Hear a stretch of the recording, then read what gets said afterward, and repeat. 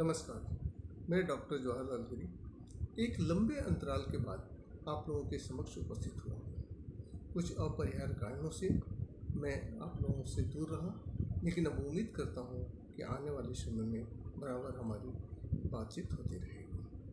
आज का विषय आहार के दोष। अब आपको सुनकर थोड़ा आश्चर्य होता होगा कि आहार में भी कोई दोष होता है क्या? हमें जो भी मिलता है, जब भी मिलता है, जहाँ भी मिलता है, हम खा लेते हैं। लेकिन वास्तविकता ये है कि आहार में 3 तरह के दोष होते हैं। पहला दोष जातीय दोष। जातीय दोष का मतलब है कि वह पदार्थ, वह आहार किस जाति का है। जैसे लहसुन, प्याज, मांस, मदिरा, मछली, इन सबों में एक तरह की दुर्गंध आती है और ये दुर्गंध इसके जातीय दोष के नाम से जानी जाती है। तो इन आहारों से हमें तामसिक प्रवृत्ति बढ़ती है, तो हम इसे मात्र स्मेल से ही पता कर सकते हैं कि इसमें जातीय दोष है और हम इससे अलग हो सकते हैं। अगर हमारा दूसरा दोष है वो आश्रय दोष है। आश्रय दोष का मतलब है कि वो पदार्थ कहाँ रखा गया है। कोई पवित्र पदार्थ, कोई अच्छा पदार्थ, जैसे शुद्ध दूध, शुद्ध घी, शुद्ध मधु भी अगर आपने कभी शराब खाने में रख दिया, कभी कसाई खाने में रख दिया, तो उसे आश्रय दोष लगता है और उसकी पवित्रता नष्ट हो जाती है और वह खाने के लायक नहीं रहता है।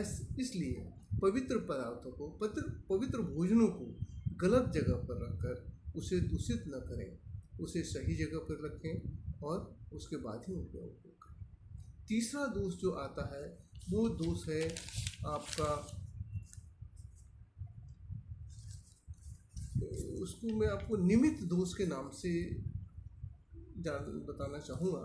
निमित्त दोष का मतलब है कि अगर कोई पदार्थ पवित्र है और स्थान भी पवित्र है, लेकिन उस पवित्र स्थान पे उस पवित्र पदार्थ को किसी ने छू लिया जो अपवित्र है, जैसे कि मंदिर में रखा गया दूध अगर कुत्ते बिल्ली ने छू लिया या उसके संपर्क में आ गया तो वो अपवित्र हो जाता है। इसके अलावा पवित्र स्थान में रखा हुआ दूध या कोई भी खाद्य पदार्थ अगर उसमें मक्खी गिर गई, उसमें कीड़े गिर गए, तो वो भी उपयोग करने के लायक नहीं रहता है। अतः हम लोगों को इन 3 दोषों से बराबर बचना चाहिए। आहार के लिए जो जाति दोष है, जो आश्रय दोष है और निमित्त दोष है, इन दोनों दोषों से बच के हमें आहार लेना चाहिए। मैं आपको एक और एग्जाम्पल देना चाहता हूँ, एक उदाहरण देना चाहता हूँ कि हम जिस घर में रहते हैं उस घर में एक ही स्रोत से, एक ही जल स्रोत से जल आता है। हमारे रसोई घर में, हमारे शौचालय में, हमारे स्नानागार में, हमारे बेसिन में। लेकिन जब हमें पूजा करना होता है, जब हमें पानी पीना होता है, तो हम शौचालय के नल से पानी नहीं लेते हैं, जबकि पानी वही है जो किचन में है, पानी वही है जो अपने स्नानागार में है। लेकिन हम पूजा के लिए, हम पीने के लिए पानी जब भी भरेंगे तो किचन से भरेंगे। क्यों? कि वहाँ स्थान दोष है।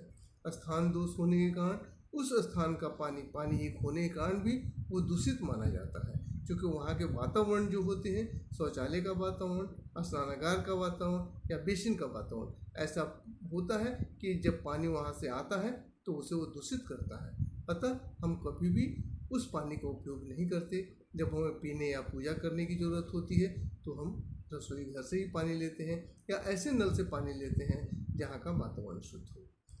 आज मैं आप लोगों के सामने इतना ही बताना चाहता हूँ कि जब भी आप भोज्य पदार्थ, जब भी आप कोई इस तरह की चीज़ों का इस्तेमाल करते हैं तो उसे जाति दोष, आश्रय दोष और निमित्त दोष तीनों को जरूर देखिए। और आश्रय दोष एक बहुत बड़ा दोष है। अगर आप किसी चीज़ को रखते हैं तो कहाँ रखते हैं, कैसे रखते हैं, इस पर बहुत ध्यान दीजिए और सही जगह पर रख के ही उसका उपयोग कीजिए।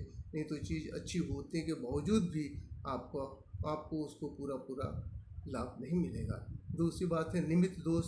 अगर किसी भी चीज़ को अच्छे जगह पे भी आप रखते हैं तो रखने के बावजूद भी इस बात का ख्याल रहे कि वहाँ कोई गलत चीज़ों के वो संपर्क में ना आया जाए। चीज़ अच्छी है, जगह अच्छी है, लेकिन अगर कहीं गलत संपर्क में आ गया तो वो गलत हो जाएगा।